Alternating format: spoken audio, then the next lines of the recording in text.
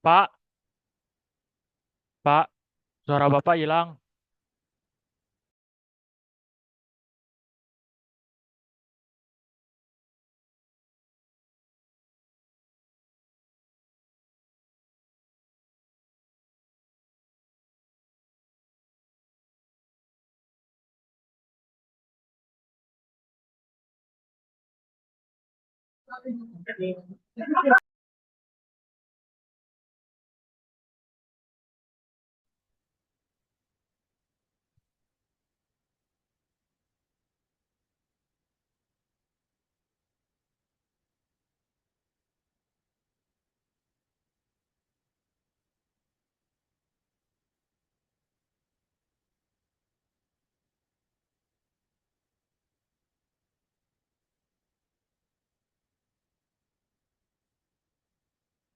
Oke, kita lanjutkan ya. Jadi bahasa pemrograman itu merupakan prosedur penulisan program. Dalam penulisan program itu terdiri dari tiga faktor utama. Jadi dalam penulisan itu ada tiga unsur yang harus terpenuhi, yaitu sintaks, semantik, dan kebenaran logika. Kalau sintaks itu sesuai dengan aturan penulisan bahasa pemrograman. Kalau salah menulis statement, maka terjadi kesalahan sintaks. Kalau semantik ini terjadi eh, yang dimaksud atau yang diartikan itu adalah yang terkandung pada statement. Jadi yang kita minta itu sesuai dengan apa yang kita inginkan di dalam statement yang kita buat. Misalkan ada variabel yang salah, uh, jadi mengidentifikasikan salah juga, maka itu adalah kesalahan semantik. Kebenaran logika adalah kebenaran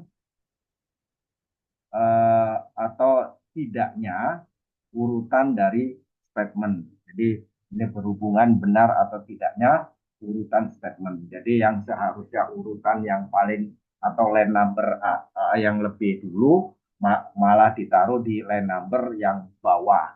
Nah, itu urutan yang salah. Meskipun dieksekusi itu successful di dalam compile sukses, itu bukan berarti itu adalah sukses programnya. Perlu dites apakah ini benar atau salah urutan yang apa yang kita inginkan. Jadi seharusnya keluar A maka keluar B, tidak sesuai dengan apa yang kita inginkan. Nah itu uh, urutan kesalahan urutan semacam itu disebut dengan kebenaran logika. Nah, belajar dalam bahasa pemrograman itu adalah bagaimana cara menggunakan, nah, itu atau keterampilan analisis dan sintetis yang memanfaatkan instruksi-instruksi di dalam bahasa pemrograman. Jadi kemampuan Anda untuk menganalisis dan mensintesis sehingga Anda ekspresikan melalui instruksi-instruksi. Jadi statement-statement itu adalah instruksi-instruksi yang ada di dalam bahasa pemrograman. Bagaimana cara memahami instruksi-instruksi sesuai dengan analisis sintesis yang kita inginkan, maka ada beberapa atau empat unsur bagaimana cara menggunakannya. Yang pertama, bagaimana cara menggunakan bahasa pemrograman. Terus bahasa pemrograman itu kaitannya dengan paradigma. Apakah nanti struktur, object oriented, apa namanya, relation, dan lain sebagainya sesuai dengan paradigma yang kita inginkan dalam bahasa pemrograman. Yang kedua adalah sintaksnya, tata bahasa. Apakah ada kesalahan dalam penulisan statement? Nah, itu disebut dengan sintaks. unsur instruksi yang ditetapkan atau diformatkan. Jadi instruksi-instruksinya uh, harus sesuai dengan format yang ditentukan oleh compiler.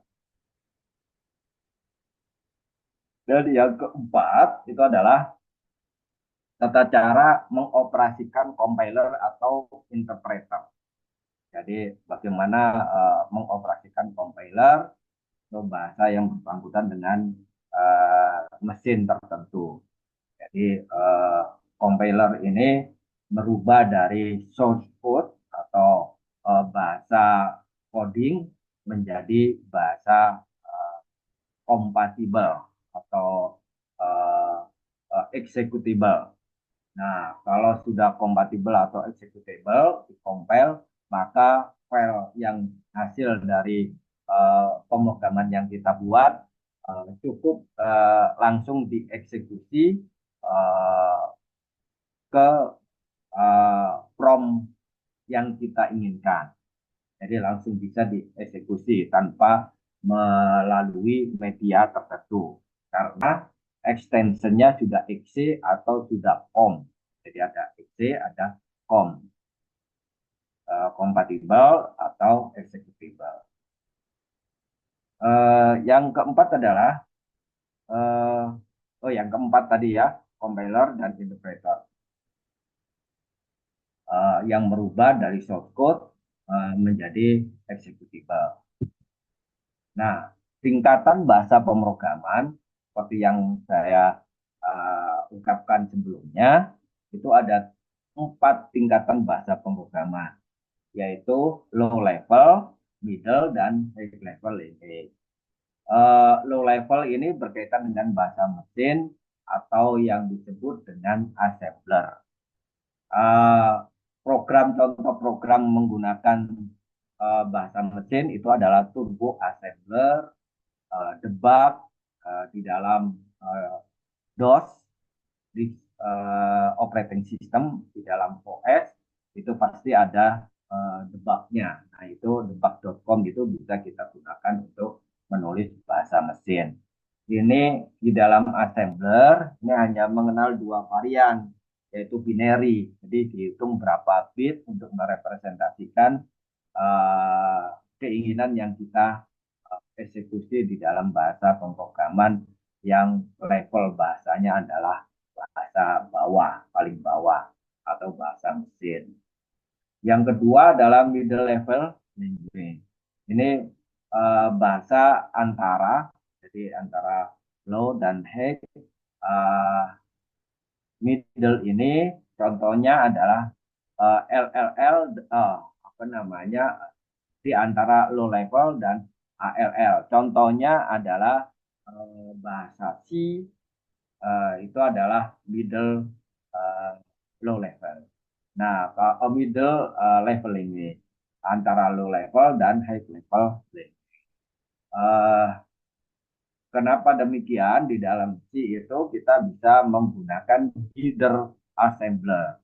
Jadi ada nanti apa namanya, include. Jadi nanti bisa dipanggil headernya include assembler.h.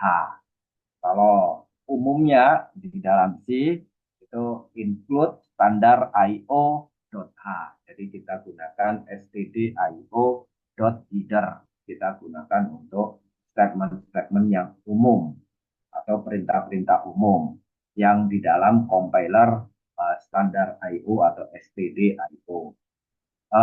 Yang berikutnya adalah high level language. Ini bahasanya bahasa tinggi, artinya di mana statement-statementnya ini merupakan bahasa manusia.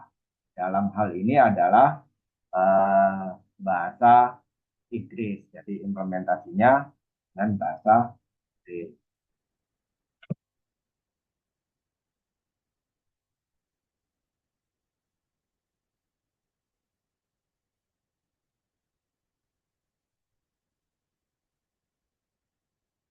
Oke.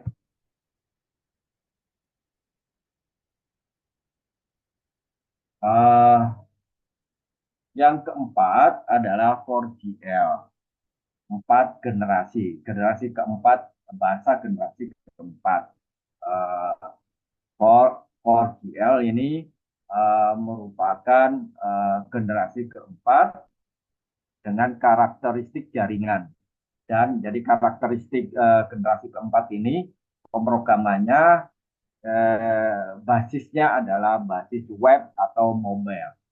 Jadi bahasa digunakan untuk bahasa pemrograman yang digunakan untuk pengembangan atau fleksibel yang untuk mengenerate basis web dan mobile. Di samping itu juga generasi keempat itu adalah under visual.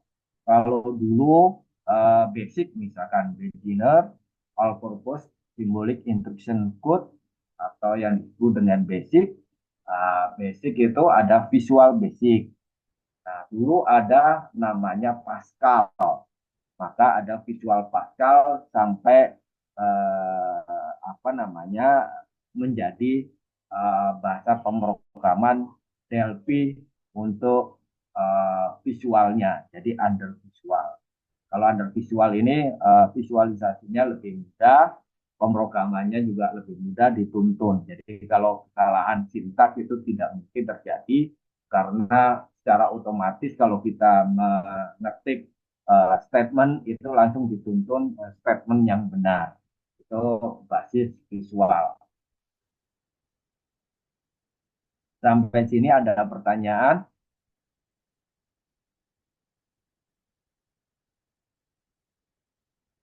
Suara saya terdengar? Terdengar Pak, terdengar. Dengar ya. Dengar. Oke. Nggak ada pertanyaan? Kita lanjut. Oke. Wah, hang ini.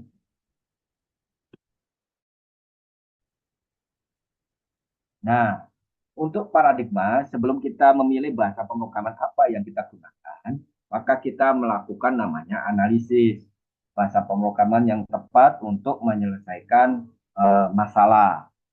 Nah, untuk menyelesaikan masalah itu, kita memilih bahasa pemrograman. Untuk memilih bahasa pemrograman, kita harus tahu paradigma bahasa pemrograman. Jadi, eh, ini paradigma ini mengutarakan prioritas dan keterbatasan dari bahasa pemrograman. Jadi prioritas bahasa pemrograman ini digunakan untuk apa? Nah, gitu ya. Terus keterbatasannya seperti apa? Itu disebut dengan bahasa pemrograman. Paradigma bahasa pemrograman. Paradigma dalam pemrograman itu terdiri dari 6 paradigma. Yang pertama adalah paradigma prosedural, pemrograman yang konsep bahasa pemrogramannya itu secara prosedural. Jadi hampir mirip dengan struktural. Jadi prosedural itu bisa dikatakan atau berekivalen dengan struktural. Jadi sangat terstruktur secara rinci untuk membuat bahasa pemrogramannya. Yang kedua adalah fungsional. Bahasa pemrograman fungsional ini sehubungan dengan fungsi-fungsi matematik. Banyak kan fungsi matematik itu, ada fungsi trigonometri, ada sin, cos, tangen, dan lain sebagainya. Ada yang berkaitan dengan apa namanya rentang loop tertentu, maka kita gunakan diferensial dan lain sebagainya. Eh, itu adalah fungsional yang berkaitan dengan fungsi fungsi matematik. Yang berikutnya adalah deklaratif, bahasa pemrograman deklaratif. Nanti kita jelaskan apa seperti apa deklaratif. Dan berikutnya ada object oriented.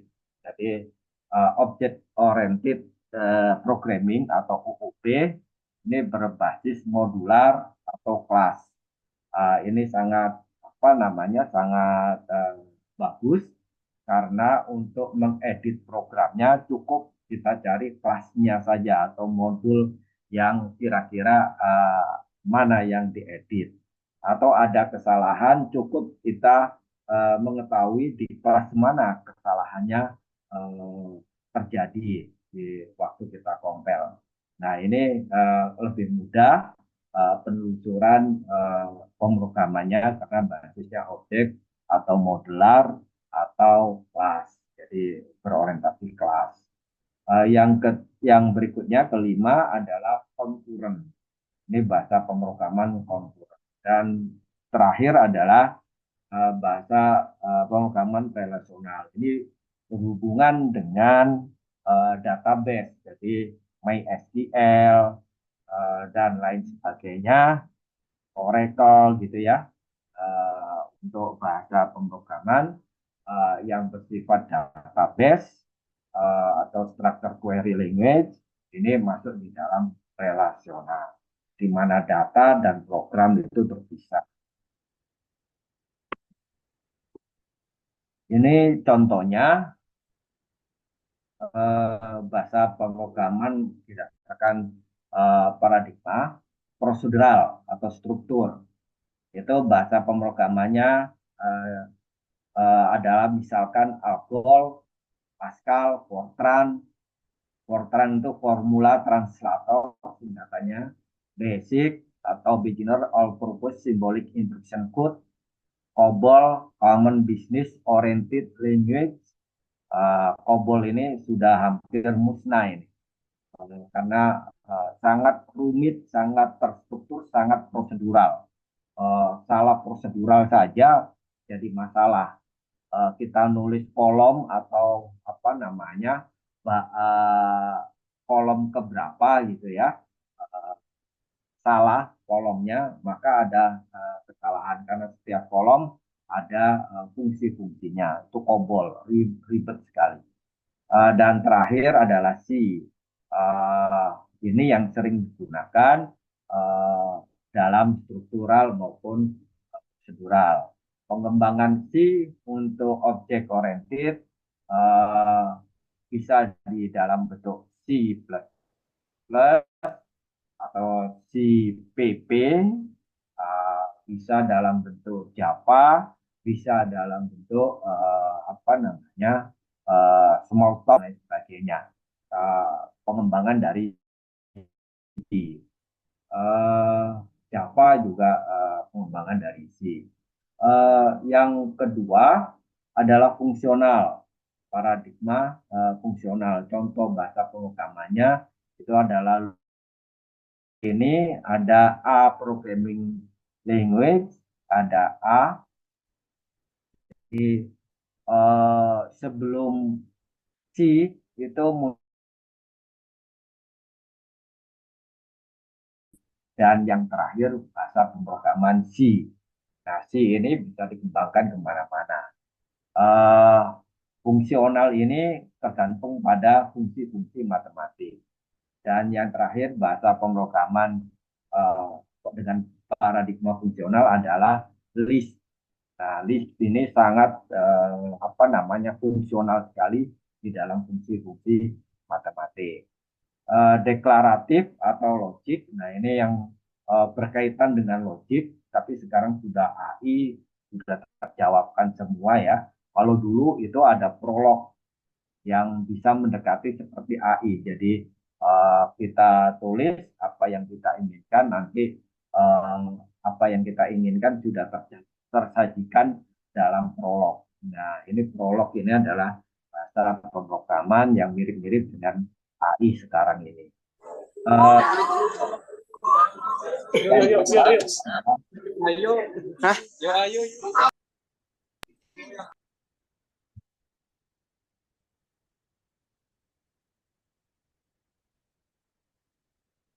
Yang keempat adalah OOP, Object Oriented Programming. Yang murni OOP itu adalah Smalltalk, Eiffel, Java, dan C++. Jadi yang murni, betul-betul murni Object Oriented itu adalah pengembangan dari C. Dan C versi Object Oriented murni adalah OOP. Di C sendiri bisa kita buat kelas atau modul atau objek.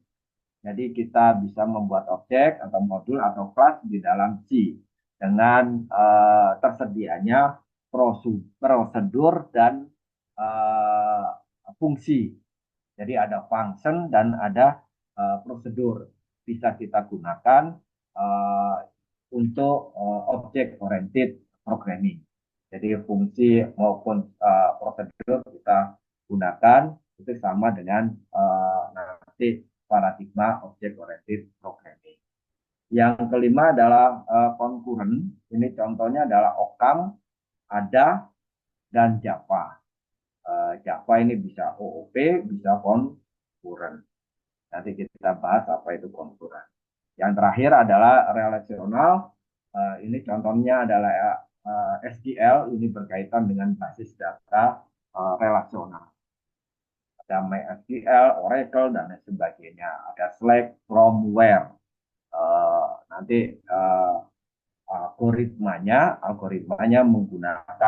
bisa menggunakan aljabar relasional, bisa menggunakan kalkulus relasional, bisa juga menggunakan query B example untuk merepresentasikan perintah-perintah di dalam SQL. Jadi beda-beda paradigmanya. Sebagai catatan, paradigma objek ini mulai ditambah pada bahasa pemrograman yang sudah ada. Jadi paradigma objek oriented ini sudah ada dengan menambahkan bahasa pemrograman yang sudah ada, terutama dalam bahasa C. Ini bahasa Pascal dan C versi terbaru ini sudah dilengkapi dengan OOP.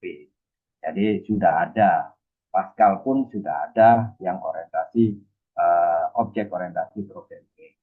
Ini misalkan Turbo Pascal sudah versi 55 dan C++ untuk C-nya. Ada beberapa versi Lisp dan Prolog. Bahkan Prolog pun sudah ada, Lisp juga ada untuk objek oriented. Padahal Prolog paradigmanya umumnya digunakan untuk paradigma deklaratif atau logik. Sedangkan Lisp itu lebih digunakan untuk fungsional matematik. Ini juga ada versi objek orientednya. Jadi hampir semua bahasa pemrograman sudah terdefinisi dengan objek oriented programming. Yang kedua, suatu bahasa pemrograman, suatu program dalam bahasa pemrograman tertentu ini akan diproses oleh pemroses bahasanya. Jadi diproses oleh pemroses bahasanya, bahasa Algol, Pascal, Fortran, Basic, COBOL, C, Logo, APL, Lisp, Prolog, dan lain sebagainya. Itu suatu program dalam bahasa pemrograman tertentu. Ada dua kategori pemrosesan, yaitu compiler, kompilator, dan interpreter. Kompilator itu mengcompile dan interpreter itu sesuai dengan tematik atau semantik. Jadi interpreter itu berkaitan dengan semantiknya, compiler itu berkaitan dengan sintaknya. Meskipun compiler juga mengandung semantik juga untuk bahasa-bahasa tertentu. Dalam melakukan implementasi program, ini tersedia bahasa pemrograman visual atau tekstual. Jadi implementasi program itu sekarang ini sudah basisnya visual untuk generasi 4 ini.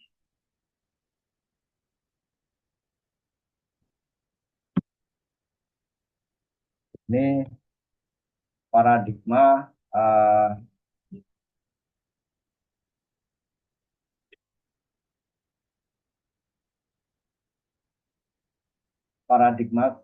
prosedural.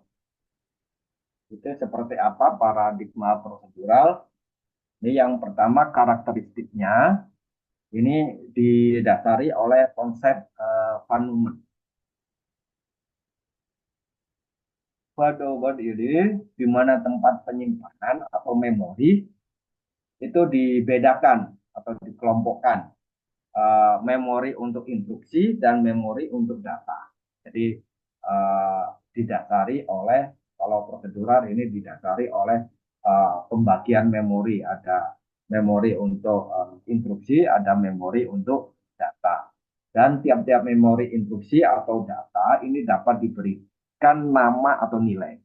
Jadi misalkan memori dalam menyimpan data dalam bentuk variabel. Variabel yang sama berisi data yang berbeda-beda, maka kita gunakan array. Demikian juga nilainya berbeda-beda pada variabel yang sama, maka kita gunakan array pada nilai. Jadi intinya dibedakan antara memori instruksi dan memori data. Itu karakteristik dari prosedural. Instruksi dieksekusi secara sekuensial. Nah, ini prosedural atau struktur ini selalu instruksinya diurutkan dari atas ke bawah atau yang disebut dengan sekuensial. Ya, ini merupakan dalam sebuah proses tunggal. Jadi untuk proses tunggal atau satu proses gitu ya, satu proses kan ada beberapa proses satu, proses dua, proses tiga. Setiap proses atau proses satu misalkan itu eh, penulisannya itu dari atas ke bawah. Jadi ada line number lebih kecil sampai ke line number ke lebih besar. Pemeriksaan atau memodifikasi program itu juga dilakukan secara sekuensial. Jadi diurutkan dari atas ke bawah. Itu pola pemeriksaan kalau terjadi pemeriksaan kesalahan baik sintaks, semantik maupun logikanya.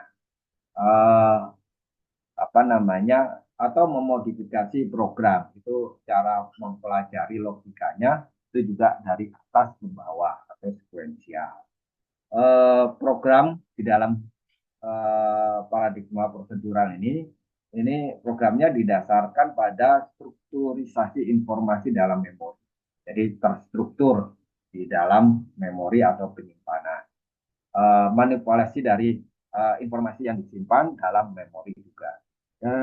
Jadi data maupun manipulasi datanya itu sendiri itu tersimpan di dalam memori secara struktural, jadi secara struktur.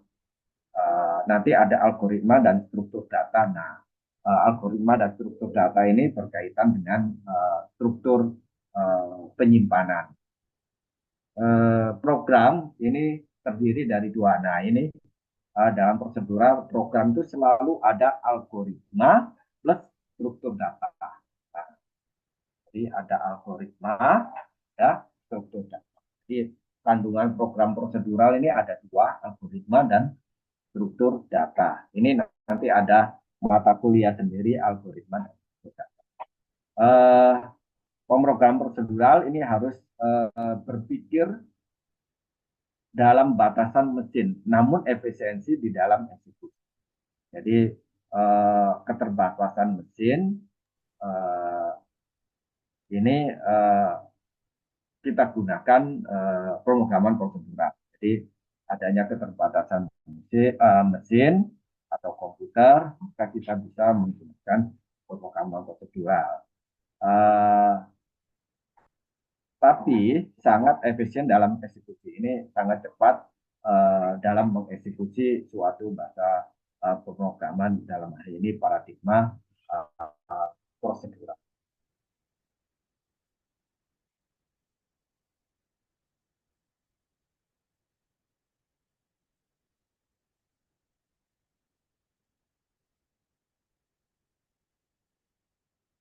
Paradigma fungsional. Ini seperti tadi ya, paradigma fungsional ini konsepnya didasarkan fungsi matematik. Jadi, didasarkan fungsi matematik. Tidak dipermasalahkan memorisasi dan struktur data. Jadi bisa menggunakan struktur data atau tidak ada pemisahan antara data dan program maupun pengertian tentang variabel. Jadi tidak memisahkan. Ya, jadi bisa dipisahkan antara program dan data dalam struktur memori atau digabungkan dalam satu program dan data dalam satu memori. Ini berkaitan dengan variabel untuk dieksekusi. Jadi bisa digabungkan atau bisa dipisahkan penggunaan memori data dan programnya. Yang ketiga, eksekusi program. Ini berkaitan dengan eksekusi program. Mata rantai transformasi dari sebuah keadaan awal menuju suatu rantai keadaan akhir atau melalui keadaan antara maupun melalui aplikasi. Jadi fungsi-fungsi matematik itu bisa dimulai dari awal sampai terakhir. Atau di tengah-tengahnya ada fungsi lagi, fungsi matematik. Itu rantai keadaan bisa seperti itu. Jadi di antara bisa dimasukkan fungsi nggak sampai pada fungsi awal sampai ke fungsi akhir. Jadi di tengah-tengahnya bisa kita potong untuk fungsi tertentu menghidup pada fungsi awal dan sampai ke fungsi akhir. Pemrograman ini tidak perlu mengetahui bagaimana mesin mengeksekusi. Jadi black box. Jadi kita mesin seperti apa prosedurnya itu tidak kita ketahui. Black box. Jadi dia mengeksekusi sesuai dengan frekuensi data yang digunakan. Jadi trennya seperti apa? Itu mempengaruhi pada apa namanya model atau fungsi frekuensi datanya. Ini atau bagaimana informasi disimpan dalam memori namun tidak memperhatikan keadaan awal dan akhir. Jadi bisa menyimpan tidak perlu memperhatikan proses fungsi awal matematik dan sampai fungsi akhir matematik. Biasanya ini di dalam diferensial fungsi-fungsi diferensial merepresentasikan atau menggambarkan suatu keadaan sehingga bisa disimulasikan solusinya. Nah, ini sangat penting untuk bahasa-bahasa pemrograman dengan paradigma fungsional. Untuk paradigma deklaratif ini sangat definitif. Jadi ini didasarkan pendefinisian relasi antar individu yang dinyatakan dalam predikat. Jadi setiap aktor,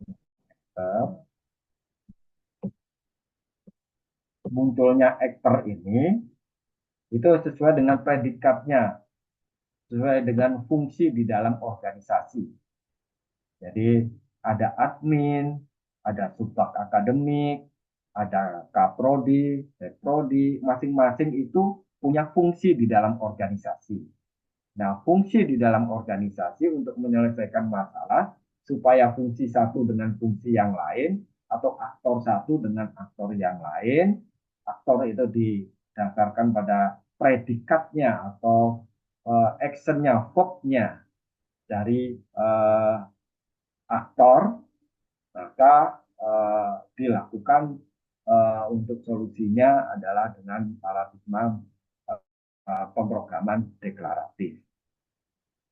Jadi kalau deklaratif ini mengumpulkan fakta-fakta dulu, mengumpulkan fakta, terus aturan-aturannya seperti apa setiap predikatnya. Sehingga ketika program dieksekusi, user mengajukan pertanyaan dan program akan menjawab. Jadi sesuai dengan predikatnya masing-masing sehingga bisa menjawab sesuai dengan solusi yang diinginkan. Oke, ini untuk deklaratif. Ini objek oriented, ini didasarkan kelas atau objek. Konsepnya adalah modularitas modul-modul. Ini penggunaan kembali. Jadi modul ini bisa dipanggil beberapa kali, atau kelas atau objek ini bisa dipanggil beberapa kali sesuai dengan panggilan di dalam main programming, di dalam program utamanya. Jadi kita panggil modul-modulnya sesuai dengan kebutuhan yang kita inginkan diekspresikan di dalam program utama atau main program. Kelebihannya ini mudah dimodifikasi. Jadi sangat mudah dimodifikasi, cukup dengan mencari kelas mana yang ada masalah. Konkuren. Konkuren ini didasarkan keadaan nyata, di mana sebuah sistem komputer ini harus menangani beberapa tugas atau beberapa program yang harus dieksekusi bersama-sama dalam satu waktu. Jadi konkuren ini bahasa pemrograman untuk menyelesaikan programnya, di mana hasil dari program itu bisa dieksekusi bersama-sama. Jadi satu menyelesaikan apa, aktor satu menyelesaikan apa, aktor dua menyelesaikan apa, aktor tiga menyelesaikan apa sampai aktor N, dieksekusi bareng-bareng untuk mencapai suatu solusi bersama. Nah, itu model pemrograman ini disebut dengan paradigma konkuren. Ini berhubungan dengan arsitektur perangkat keras yang memungkinkan proses ini dilakukan secara paralel. Ini kalau kita bisa menjadi suatu program atau perangkat lunak, ini disebut dengan perangkat lunak atau program sistem terdistribusi.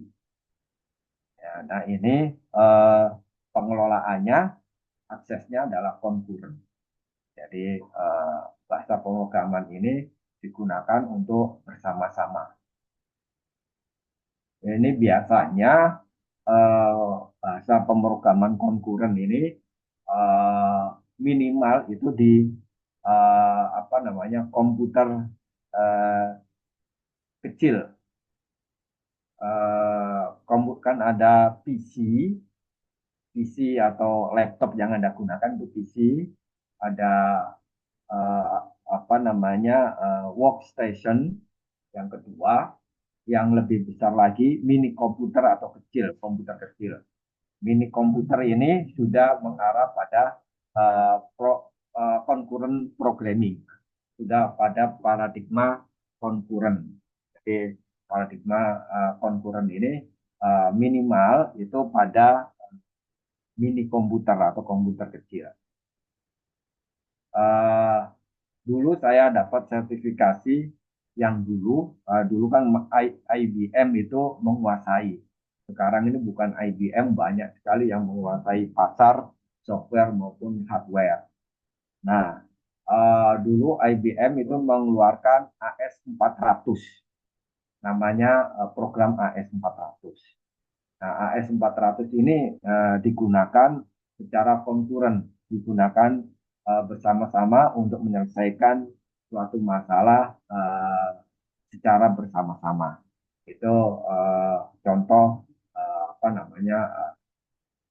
pemrograman paradigma konkuren. Dan saya kerja di Caltech dulu menggunakan mini komputer juga.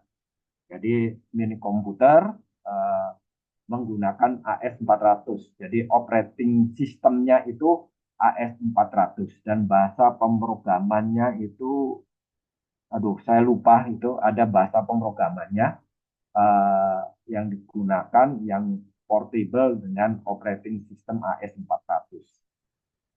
Eh, Mungkin AS400, IBM AS400 dan program konkurennya saya lupa itu, mungkin sekarang ini sudah kadaluarsa, sudah nggak bisa digunakan, nggak cocok digunakan. Sekarang mungkin ada yang terbaru untuk pemrograman konkuren bersifat mini komputer. Ini yang terakhir adalah relasional. Nah, relasional ini didasarkan entity dan relasi. Jadi ada entity atau entitas. Entity itu bisa dikatakan apa namanya file, di mana file DBS, file database file, misalkan mahasiswa. Mahasiswa ini terdiri dari beberapa field. Ada nama, ada NIM, ada jenis kelamin, alamat, nama orang tua, dan lain sebagainya. Atribut-atribut yang melekat di dalam entity itu yang akan kita relasikan dengan entity yang lain. Misalkan mata kuliah entitinya ada entity mahasiswa, ada entity mata kuliah, dan mata kuliah ini pun ada atributnya, ada nama kuliah, nama mata kuliah, ada ID mata kuliah, SKS-nya, dan lain sebagainya yang melekat pada entity, atribut yang melekat pada entity mata kuliah. Nah, ini nanti direlasikan. Nah, relasi antar entity inilah yang disebut dengan relasional atau paradigma pemrograman relasional. Contohnya pemrograman ini harus berorientasi pada bahasa query. Jadi dalam bahasa query. Algoritmanya dalam aljabar relasional, kalkulus relasional, maupun query based. Suatu saat nanti Anda mempelajari ini semua. Oke, saya kira cukup ya untuk pemrograman.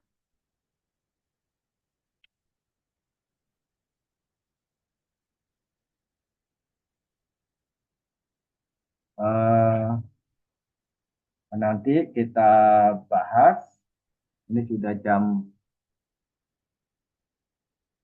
15. Ya, sudah kita bahas lagi. Kita terus atau kita selesaikan? Halo? Selesaikan saja, Pak. Selesaikan saja ya. Iya.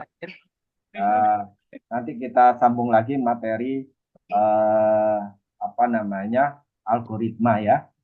Oke, Iya, saya Pak. kira kita cukupkan saja ya. Oh ya, Pak. Pak, izin bertanya. Ya, eh Kira-kira ada PPT-nya nggak? Boleh ya dikirim. nanti saya share di Google Classroom. Oke, baik, Pak. Jadi modul-modul itu saya kirim ke Google Classroom setelah materi selesai. Oke, baik, Pak. Terima kasih, Pak. Oke, ada lagi? Nggak ada ya? Saya kira saya cukupkan. Jangan lupa tanda tangan di absen baru. Nanti ini berapa kali pertemuan PJ-nya sama ini? Sekarang sudah Sekarang yang keempat, Pak. keempat, Pak. Keempat ya. Oke. Yang merasa 4 kali pertemuan masuk, tanda tangan 4 kali di absen yang baru itu.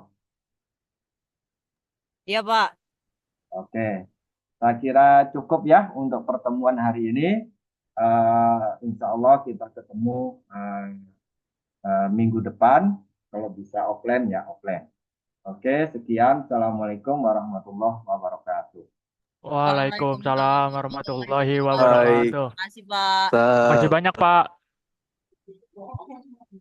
Makasih, Pak. Oke, saya live ya.